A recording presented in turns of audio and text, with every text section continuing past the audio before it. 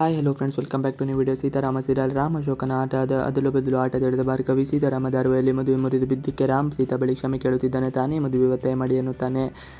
ಮೊದಲೇ ರುದ್ರಭದ ಬಗ್ಗೆ ಮಾಹಿತಿ ಪಡೆದು ಮದುವೆಗೆ ಮುಂದಾಗಬೇಕಿತ್ತು. ಸಿಹಿಗೆ ಅಪ್ಪ ಸಿಗಲಿ ಎಂಬ ಕಾರಣಕ್ಕೆ ಹೇಗಲ ಮಾಡಿಬಿಟ್ಟೆ, ಕ್ಷಮಿಸಿ ಎಂದು ಕ್ಷಮೆ ಕೇಳುತ್ತಿದ್ದಾನೆ. ಸೀತಾ ಕೂಡ ಒಳ್ಳೆಯದು ಆಯಿತು, ಸಿಹಿಗೋಸ್ಕರ ಈ ಮದುವೆ ಒಪ್ಪಿಕೊಂಡೆ, ನನಗೂ ಈ ಮದುವೆ ಬೇಕಿರಲಿಲ್ಲ ಎಂದು ಹೇಳುತ್ತಾಳೆ. ಆ ಬಳಿಕ ಮೂವರು ಹೊರಗಡೆ ಸುತ್ತಾಡಿಕೊಂಡಲು ಹೋಗುತ್ತಾರೆ.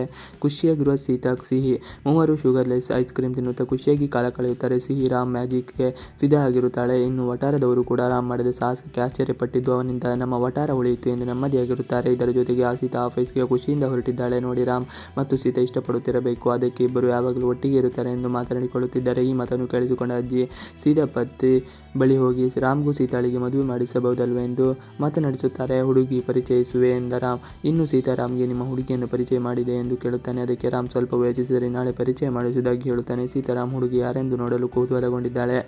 ಆದರೆ ರಾಮ್ ಏನು ಮಾಡುತ್ತಾನೋ ಗೊತ್ತಿಲ್ಲ. ಇತ್ತ ಸೀತಾ ಆಫೀಸ್ಗೆ ಬಂದಾಗ ಎಲ್ಲರೂ ಶಾಕ್ ಆಗುತ್ತಾರೆ. ಮದುವೆ ನಿಂತರೂ ಯೋಚಿಸದೆ ಬೇಸರವಿಲ್ಲದೆ ಆಫೀಸ್ಗೆ ಬಂದಿದ್ದಕ್ಕೆ ಆಶ್ಚರ್ಯ ಪಡುತ್ತಾರೆ. ಇದೇ ಸಮಯಕ್ಕೆ ಸರಿಯಾಗಿ ಭಾರ್ಗವಿ ಕೂಡ ಆಫೀಸ್ಗೆ ಬರುತ್ತಾಳೆ. ಸೀತಾಳನ್ನು ಕಂಡು ಆಶ್ಚರ್ಯಪಡುತ್ತಾಳೆ. ಆಫೀಸ್ ರಹಸ್ಯ ತಿಳಿದ ಭಾರ್ಗವಿ ಚರಂಡಿ ಬಳಿ ಆಫೀಸ್ನ ಬಗ್ಗೆ ಮಾಹಿತಿ ಪಡೆಯಲು ಹೋದಾಗ ಬಾಸ್ ಬರೋಲ್ಲ ಎಂದು ಹೇಳಿದ್ದೀರಿ, ಆದರೆ ಬಾಸ್ ಆಫೀಸ್ಗೆ ಬಂದಿದ್ದಾರೆ ಎಂದು ಹೇಳುತ್ತಾನೆ. ಈ ಮಾತನ್ನು ಕೇಳಿದ ಭಾರ್ಗವಿ ಶಾಕ್ ಆಗುತ್ತದೆ. ರಾಮ್ ಹೈದರಾಬಾದ್ಗೆ ಹೋಗಿಲ್ವಾ ಎಂದು ಕೇಳಿದ್ದಕ್ಕೆ ಅವನೊಬ್ಬ ವೇಸ್ಟ್ ಫೆಲೋ ಎನ್ನುತ್ತಾನೆ.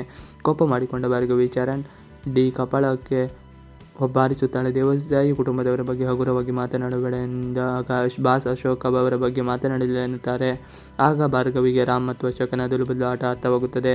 ರಾಮ್ ಮುಂದಿನ ನಡೆಯನ್ನು ಅಶೋಕ ಭಾರ್ಗವಿ ಚಿಕ್ಕಿಗೆ ಎಲ್ಲ ಸತ್ಯ ತಿಳಿಯಿತು ಎಂದು ಗೊತ್ತಾಗುತ್ತದೆ. ಹೈದರಾಬಾದ್ನಲ್ಲಿ ರಾಮ್ಗೆ ಅವಾರ್ಡ್ ಕೊಡುತ್ತಿರುತ್ತಾರೆ. ಇದನ್ನು ಕೇಳಿ ಮನೆಯವರಿಗೆಲ್ಲ ಖುಷಿ ಇದ್ದಾರೆ. ಭಾರ್ಗವಿ ಮಾತ್ರ ಕೋಪದಲ್ಲಿರುತ್ತಾಳೆ. ಭಾರ್ಗವಿ ಆಫೀಸ್ನಲ್ಲಿ ನಡೆಯುತ್ತಿರುವ ಆಟಗಳು ಗೊತ್ತಾಗಿದೆ ಎಂಬುದು ಅವಳ ಪತಿಗೂ ತಿಳಿಯುತ್ತದೆ. ಭಾರ್ಗವಿ ವ್ಯಂಗ್ಯ.